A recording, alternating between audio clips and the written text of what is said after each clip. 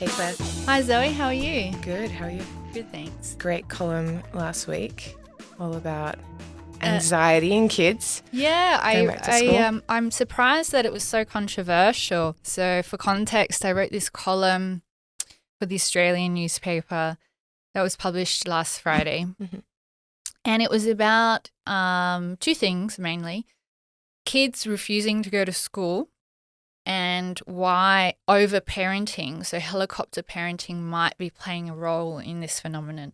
And so school refusal is apparently a growing problem in Australia, and I looked up the stats and found that 50% of school children in Australia had not gone to school last year for a figure of approximately 20 days. So that's quite a Wow. lot. And there's different benchmarks. So some people consider missing 10% of a school year to be, you're meeting the range of school absenteeism. Some people say 20%. But anecdotally, there's more and more parents and teachers coming out saying that they are dealing with kids who refuse to go to school altogether. They Wow. will not go to school. School refusers. That's School what they're refusal, called, right? yeah. And it's described as this, the phenomenon is described as anxiety-based school refusal. And I think it is distinct from children who have special needs. Mhm. So some of the criticism of my article came from parents of autistic children. Mhm.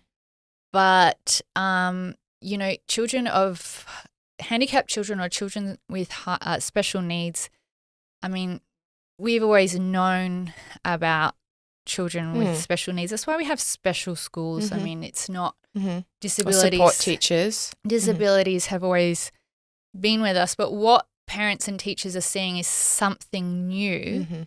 and it is among children who are not autistic and who have developed they're normal children, normal functioning children who are developing anxiety around going to school.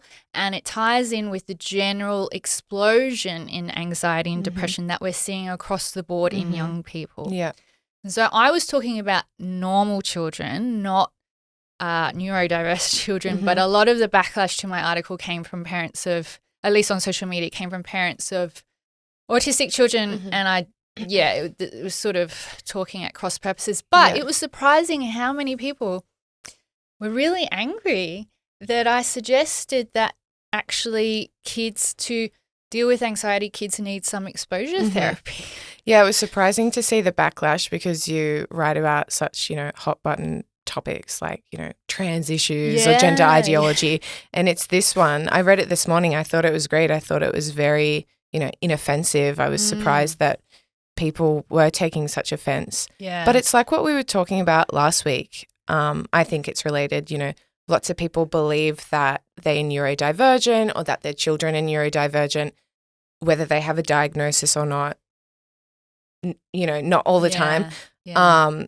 And that word you were using, normal, like people don't want to accept that perhaps their child's normal. They're just having this issue with school refusal and it's something else. Like I think they always want to say it's because my child is neurodivergent, Yeah. Well, I saw an interesting graphic tweeted by Scott Barry Kaufman, and he screenshotted a graphic that was released by some kind of therapy organization, and the graphic said procrastination is a trauma response. My God. So we've shifted into we have this culture which is seeking to redefine a lot of normal experiences as being abnormal, and it isn't helping young people because they are catastrophizing. So as you would know, as any human being knows, life comes with all sorts of challenges, and part of reaching maturity is learning how to cope with challenges, whether those challenges are social or simply challenges of self-control, learning how to control your own impulsivity, learning how to control your own emotions and moods. The the difference between a child and an adult is the degree of self-control we develop. And so if the grown-ups, if the responsible adults in the room keep telling children that their emotional responses are 100% valid, and it doesn't matter what the content, like, you know, if you're going to have an anxiety attack about going to school, that's valid. That's a valid response. We need to prioritize. You know, get you to a situation where you're completely emotionally ready in order to go to school. The child will never get to be emotionally ready. How you get to be emotionally ready is pushing through difficult emotions and engaging in behaviors in spite of difficult emotions. Definitely. I mean, any performer who ever gets up on stage, or any person who ever does public speaking, understands what anxiety is. Your stomach gets twisted into knots. You know, you can get like sweaty. Mine this morning. You can get sweaty palms, and you just want to cancel. Yeah. Like, there's been so many times where I've had to do some kind of public speaking, and I wake up on the day and I think, damn it, I should have cancelled this. And I'll go through in my mind, what reason can I come up with to cancel this speaking event? But then you can't come up with a valid reason, and you tell yourself to just pull it together and go and do it. You do it, and then you feel great afterwards. And you learn. And it's never as bad as what you think it's going to be. And kids need to learn that too. Yeah. And, you know, we can get anxious about all sorts of minor things. And the problem with anxiety is that it leads us to avoid certain things. And the more we avoid certain things, the more the fear builds. Yeah. Because we can't learn what's called disconfirmation. So if someone's never caught the bus and they think that catching the bus is this scary thing, they're going to be assaulted, there's going to be crazy people on the bus, it's going to stink, you know. Like, you can come up with all sorts of reasons why it's scary to catch the bus, but if you never go and catch the bus, you'll never learn that actually it's not scary at all and it's quite safe. So, and your anxiety just gets worse. It's like one time I had a panic attack on a really long haul flight. It was quite scary, right? And for a while after it, I didn't want to catch flights again. But I thought, Zoe, if you give in to this fear, you'll never travel again. Traveling is so important to you. Yeah. You know? Yeah. So it's the same with school. Yeah. It's, I mean, it can be generalized across a lot of different situations and behaviors, but one thing that my article addressed was overparenting, or a term that's commonly used is helicopter parenting. And Jonathan Haidt and Greg Lukianoff talk about it in their book, The Coddling of the American Mind. And they also describe it as paranoid parenting. So they identify that there are two ways that a healthy development can be damaged by parents. The first and most obvious is through abuse and neglect. And that is particularly damaging in the very early years when children are very young. When children are very young, they need a very nurturing environment with very responsive caregivers. Secure bonds. Yeah, they need to have secure attachment. They need their caregivers to be very responsive to their emotional needs. But as they grow older, what is important for a child is for them to learn mastery of skills, independence, and then resilience. And so the problem with overparenting is, so helicopter parents are really good at that early stage. They're wonderful caregivers of very young children. But then as children grow older, they're not allowing them to have the independence that allows children to develop their own self-confidence, their own independence, and the mastery of skills. And part of independence is allowing children to fail and to get into trouble and then get themselves out of trouble. Yeah. And Haidt and Lukianoff write about how in not giving children independence, they lose thousands of opportunities to learn skills of self-reliance, which inevitably turn into resilience. And I mean, you can think about it. in your own life, I think, like, whenever I get into trouble today and I'm met with a challenge, I'm like, damn, this situation is really challenging. Then I think about all of the challenges that I've overcome in the past, and you get this narrative, this self narrative that you can cope, and that's, if we don't allow our children to be independent and to go out and get into trouble and make mistakes, we don't allow them to develop that self narrative that they can cope. The narrative is so important. Yeah, I've been thinking a lot about it recently. Just in terms of relationships that I've had, and you know, some men I've dated, to be honest. You know, a lot of them have actually had quite traumatizing childhoods, far more traumatizing than mine, for example. But I've seen how different people tell a different story about their past, and some people say, yep, my childhood was fucked up, like this happened, blah, blah. Yeah. But I'm happy it happened because look at me now and I'm a strong person now. And other people, their narrative is, my life has always been fucked. It will always be fucked. Yeah. This is my life. This is suffering. This is, you know. There's an amazing amount of very successful people who have had traumatic childhoods. And so I don't buy into trauma is not good. Trauma in childhood is not good. I'm not going to pretend that it's something that you people want. on Twitter are already angry with you.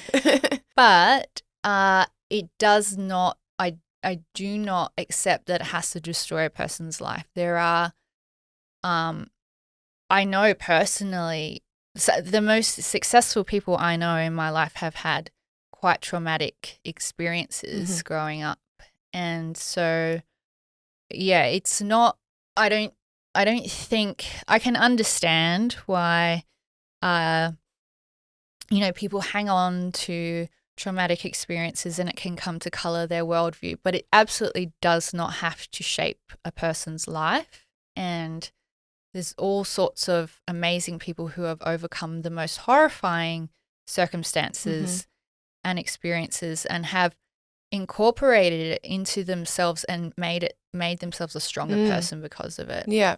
And perhaps they wouldn't have had the success they've, you know, had without those experiences. Yeah, I mean, it's kind of taboo to say that. It's kind of taboo to say that, well, maybe having some rough experiences makes people stronger and then makes them more able to go out and do things, because it would be unethical to go and subject children or young people to tough experiences so they can become more resilient and more successful. Life itself is pretty tough. Yeah, like definitely. A basic life comes with all sorts of challenges. Yeah. And, you know, I'm the daughter of teachers, so maybe I'm a bit biased, but it was always drilled into me since I was a kid that you are so lucky to be going to school, that your grandma would have, you know, loved to go to school and she didn't get educated because she was a woman and blah, blah. Yeah. Or, you know, there are lots of children in developing nations that can't go to school. Like, you're so lucky. Yeah. And that really shaped my opinion of school. And yeah. Yeah, and that's another thing. One cure for the anxiety epidemic today is potentially learning a bit more about history. Because what we think of as traumatic was just commonplace. Yeah. For the majority of our ancestors. And the majority of our ancestors experienced things that we would never be able to imagine. Yeah. I mean, just take our female ancestors to begin with. You know, up until the Industrial Revolution or the 1850s, you would say goodbye to half of the children that you gave birth to. You know, 50% of your kids. If you survive childbirth. That's right. 50% of your kids would die. And I mean, that's something that none of us have to comprehend. We don't even have to think about it if we get pregnant that, we might lose our child. And then, you know, people just dying in their 20s or teens or childhood just from infectious diseases. It's just something we don't have to deal with. Yeah. So we are, on so many different levels, we are incredibly lucky. And I think, you know, one thing that I notice, like a difference between people who have good mental health and bad mental health is the level of gratitude that people have. Yeah. And people with good mental health always have a high amount of gratitude, no matter what station, no matter what position they have in life. I mean, you can be, you know, in the bottom 10% of wealth, but you can still be grateful for what you have. Yeah. You know, gratitude is not, it's not just the luckiest people in the world who have gratitude. Anyone can have gratitude. And I notice a big difference between people with good mental health and people without it. Definitely. And you can see people who have had all sorts of privileges. You know, they've won the genetic lottery in terms of intelligence, in terms of looks, in terms of loving parents, and they still feel sorry for themselves. Yeah. I wonder if kids, like, do you think kids are taught to be grateful, or do you think it's like an internal disposition that some people are more optimistic or grateful? I think it was, you know, drilled into me to be grateful, but I also saw it modeled in my parents, and maybe something about my personality also makes me more positive. Yeah. And I mean, one huge elephant in the room in these discussions is genetics. We don't know how much. So what gratitude is probably influenced by what's called internal locus of control. And I don't know how much having an internal or external locus of control is just innate, just comes with a person, or is something that is trained by people or by the environment. And we know that 50% of all psychological traits are highly heritable. So all of our personality traits all have a pretty large genetic component. And we don't know how much the environment sort of shapes, or how much it shapes those genetic predispositions we already have. And it's, I honestly don't know. It's a mystery how much, you know, how much our personality is shaped by genes, and how much is just a set of choice. You know, if you take a particular path, sort of choices come to compound. You know, the environment you in starts to compound. Like if you make bad choices your entire life, of course you're going to end up in a miserable position. But how much is that because of your own choices, or because of something that is completely out of your control? It's an interesting question, and I don't know the answer. Yeah, I have thought about it like that. Like during more rough periods of my life or down periods, I've thought if I could just today make a few good, positive decisions, you know, go to the gym, eat well, you know, eat a healthy meal today. It's these little things that I do think compound over time and get you out of those, you know, down patches. That's right. And that's exactly right. And that's why having an internal locus of control is so important, because you have the insight to see that small choices are in your control. The smallest thing, such as eating some vegetables or going to the gym, that is in your control, and you can manage to do that. And then those choices build up and compound over time. And then you internalize in yourself that I can make choices that affect my life in a positive way. And then that leads to bigger things. Yeah. And I can imagine one of the worst things you could do for a kid when they were feeling down or going through a bad period was to switch up their routine and say, you don't have to do this thing that you've been doing every day for a few years now just because you're feeling bad. Like I can imagine making other changes in their life, you know, but school should be core, like such a stable. And I think that's true. And we it's a rite of passage. So we published an article just today that talks about rites of passage that from childhood to adulthood. And school is sort of a non-negotiable part of reaching adulthood in our culture.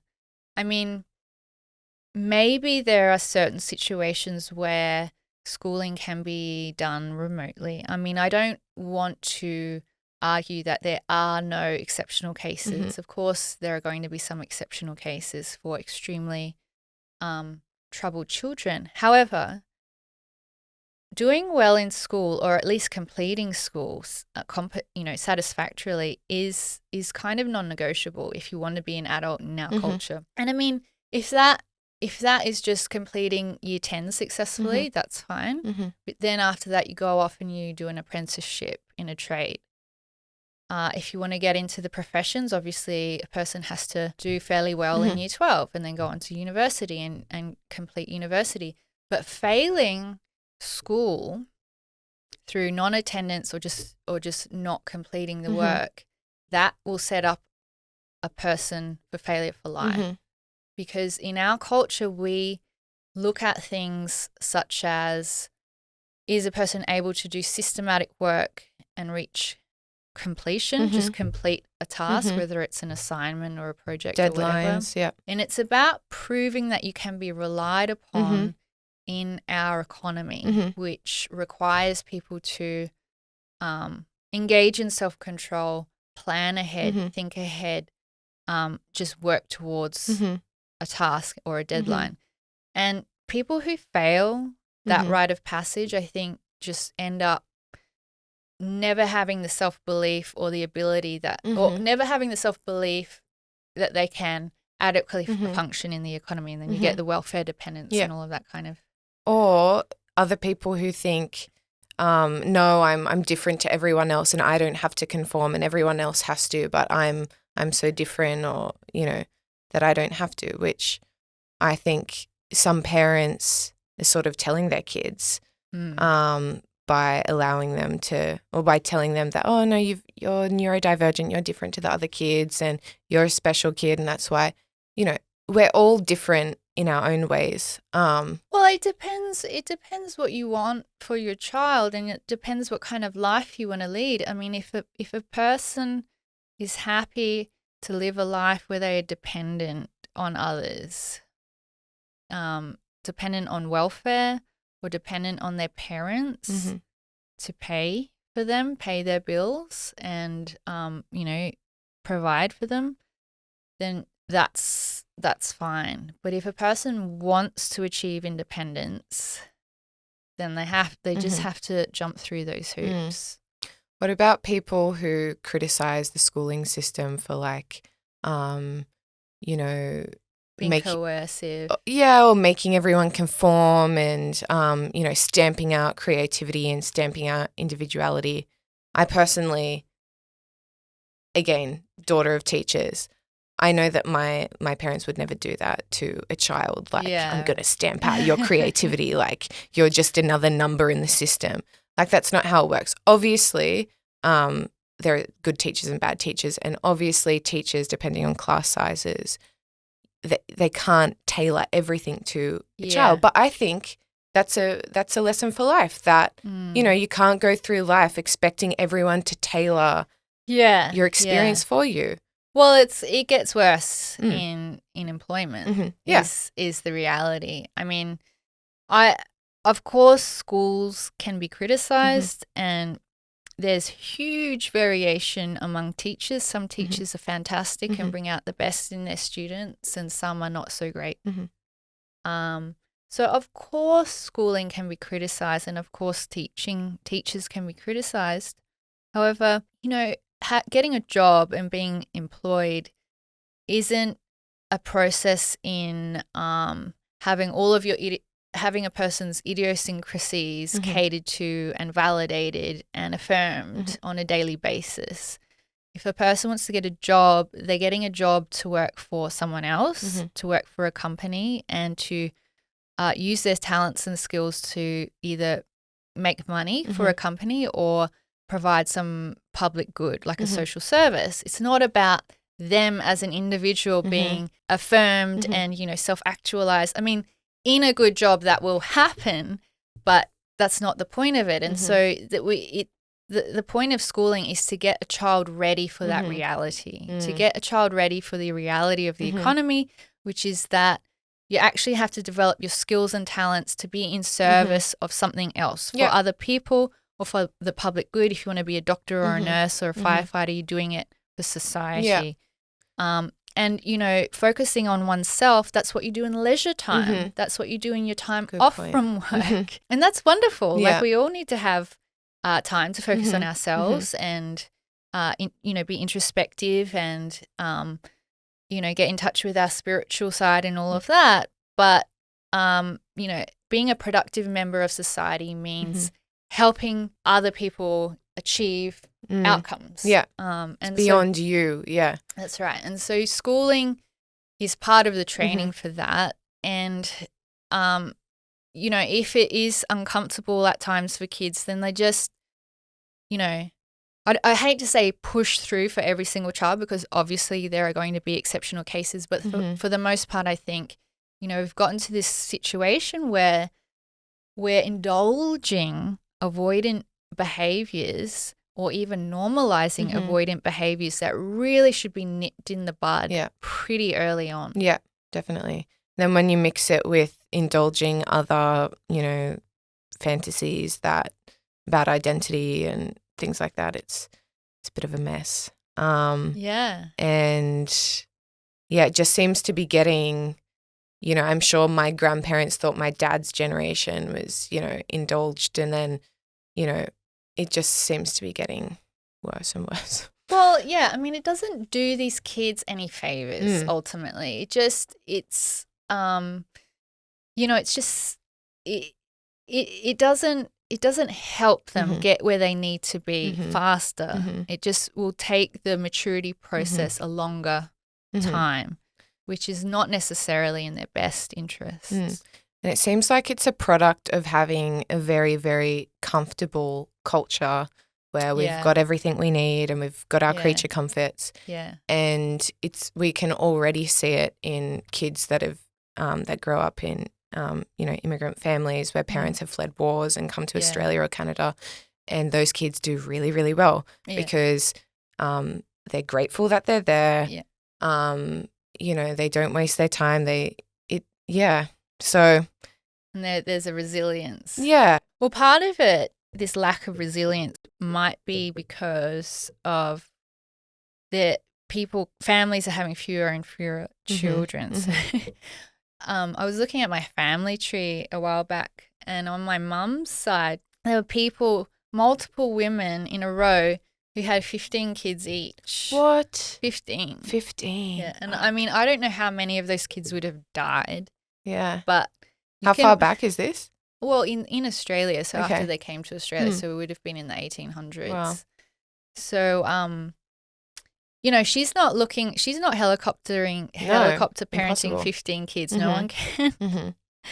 So the more kids you have, the less attention you can give each of them, and the more kids live in the world of kids. So when you have 10 kids or 15 kids, the elder children look after the babies, and they live in their own little world, which is a really cool world. Like, it's lots of fun if you see older kids playing with little kids.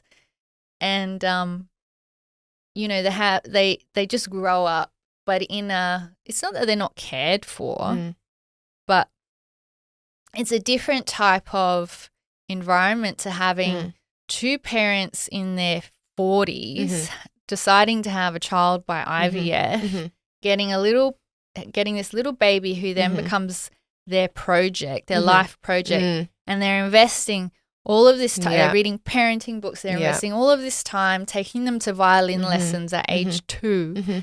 And then when they're at school, being on campus and just organizing micromanaging every aspect of the child's life. Yeah. And this is not rare. This is, It's more common. In my neighborhood, it's an affluent neighborhood. Like, I see this all the time. It's probably the default, the norm. And probably. the child is like this hothouse flower, you know, and there's all of this time and effort, and it's like, just, after a certain point, after a certain age has been reached, I just think, let the kids out. Let the kids out of the house, BMX around. Like, free range. Yeah, just let them explore. Yeah. Yeah, I think it is a mix of like people having kids later and having less kids. And I'm actually an example of that because my parents had me at 38, 39 and I'm an only child. And I had a great childhood and I wouldn't change it. But I think I'm the exception to the rule. Yeah. And I definitely won't be waiting so long to have kids. I'm not sure how many kids I'll have. But you traveled as a teenager, right? Yeah, yeah. And my parents, maybe because they're teachers and they had a very good understanding of child development, I'm not sure, but I wasn't coddled And or you were overly coddled. You were out there as a teenager. Yeah. Experimenting and so on. Yeah. Yeah. I mean, I probably was a bit overparented when I was little, but certainly by the time I reached teenagehood, I was out the door and I was probably underparented because I got into some very dangerous situations that I'm actually lucky to have survived. And you know, perhaps I had too much freedom, but that being said, I developed resilience because of it. Yeah.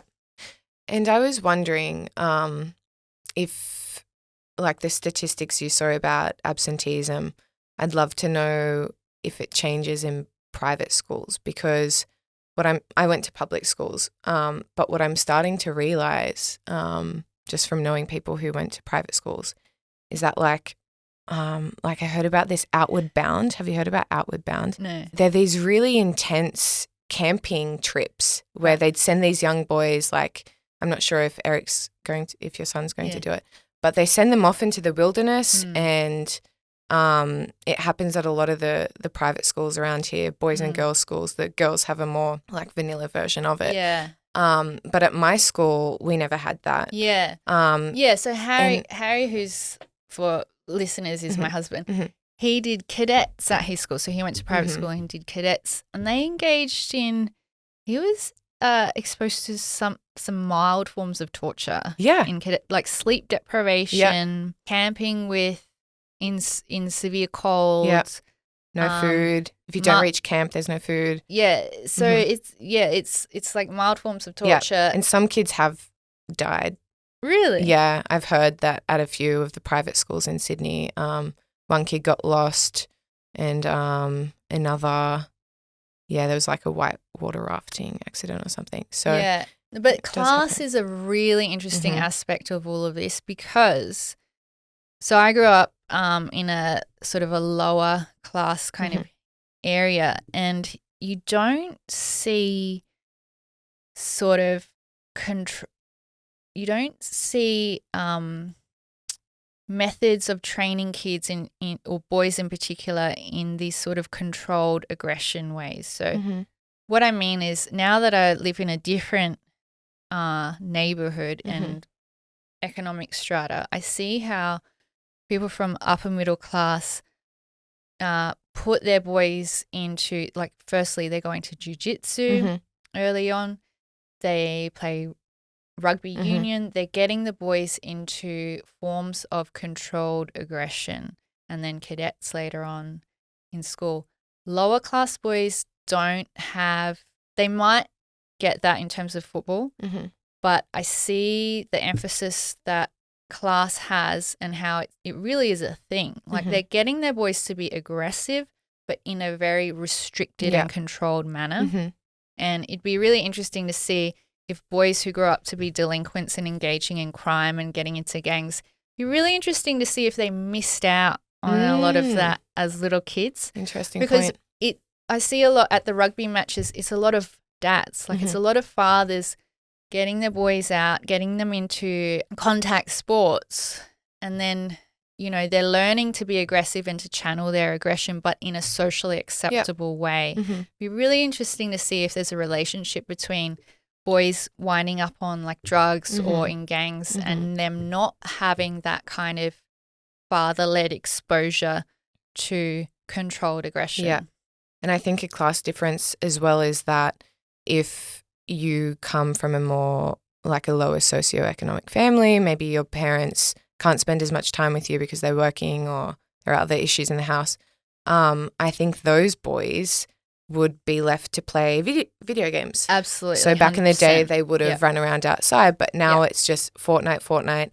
And that article we just published, Lost in Transition. Yeah. So I read that boys in Sydney are playing on average 9 hours of video games a day. Yeah, 6 to 9 hours. Yeah, and for girls, it's social media, which is, equally It's an bad. incredible amount of time not doing other things. It's incredible. And it's not just what kids are doing on the screen. It's what's called the opportunity cost, what they are not doing. Missing out on. Not playing with other kids in the street, not, roaming around the neighborhood on their BMX, not climbing fences and getting scrapes and getting, chased out because they're trespassing on the church grounds or whatever. Not that I did any of that kind of thing.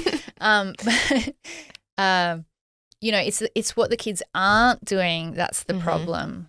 And I think eventually that class divide will just grow more and more. Exactly. Like there's already a class divide in food, like the types, health outcomes, the types of food that kids are being served at home, and sporting, which is becoming, I'm sure, increasingly expensive.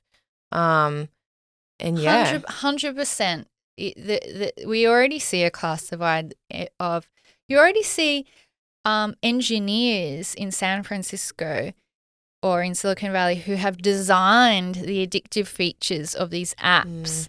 They don't let their kids they don't give their kids phones. Steve Jobs didn't give his kids an iPad. They know that these products are addictive because they design them and they don't give them to their own kids. And it's the kids, the parents are busy. They need a babysitter. The best babysitter is the iPad. Here's your iPad. The kid gets addicted. They grow up, glued to the screen. And they eventually become basically serfs or slaves to this digital economy where their attention is completely hijacked and then harvested for the profits of these people who have created these addictive apps. And they accrue all of the profits and all of the benefits, and they have a very deliberate and controlled relationship with these technologies where they might use them sometimes as a tool, but they're certainly not addicted to them. This is dark. I truly believe that these technologies are setting up a caste system where your ability to control your own behavior and your ability to control your own addiction to devices is going to determine your life outcomes. And unfortunately, that means that parents actually have to be a little bit paternalistic when it comes to screen time for their kids. Like I have to be paternalistic with my son. I just ban him from the laptop. And it's just, you just have to put your foot down because it's so, these products are so addictive and they take up so much of a child's time. Seems like parents have to put their foot down when it comes to a lot of things like schooling. If your kid doesn't want to go to school, you have to, in this day and age, because if you don't put your foot down. Yeah. Well, it's different from the past because in the past, parents used to worry about actual physical safety, drugs and sex. Reduction. And and not that none of those things are, it's not that they are not risks anymore, but the most prominent risks have changed. And it seems like today the biggest risk for kids is anxiety and depression from spending too much time on social media, not developing adequate literacy or numeracy because, especially for boys, because they're spending too much time playing video games, and they're not developing social skills because they're not interacting with other kids, looking at their facial cues, understanding all of the body language, which is incredibly intricate and complex, and they're just messaging on the apps. So, those are huge risks, and I don't know if we talk about it enough in our society. I mean, I was at a rugby training session the other night, and I heard parents talking about, the risk of vapes and porn. And of course, those things are not great and not ideal for children. But, you know, you don't hear parents talking that much about the risk of video games. And I think that should be more of a priority. Yeah. Video games or screens in general, right? Yeah. Social media as well. Yeah, just in terms of the opportunity cost. Yeah, definitely. Okay. Are you a video game addict, Zoe? No, I'm not. I used to love The Sims. I spent way too much time on The Sims when I was a kid in the school holidays. But even then, I was conscious of it. I was probably like 8, 9, 10, and I was like, God, I really have been, you know, sitting on my butt all day playing The Sims. I should probably get off. Yeah. And when this school holidays were over, I'd delete it. Yeah. And yeah. I've been addicted to online shopping to the point where I've had to delete apps. I was addicted to Twitter until fairly recently. And I actually had to delete the app, delete my account. I went through, after I deleted my account, I went through withdrawals. I now have reactivated my account, but I'm not nearly as, I don't have the same pull to the platform that I used to have, which is a relief. But yeah. Yeah, I definitely spend way too much time on social media, and now with my job, it's even more time because I'm checking Quillette's account. I'm doing like it's part of my job, right? Yeah. So yeah, the best thing for me has just been like Sunday means social media free day. In general. And just putting my phone out of sight, because if you don't see something, that's like half the work done. You just don't reach for it.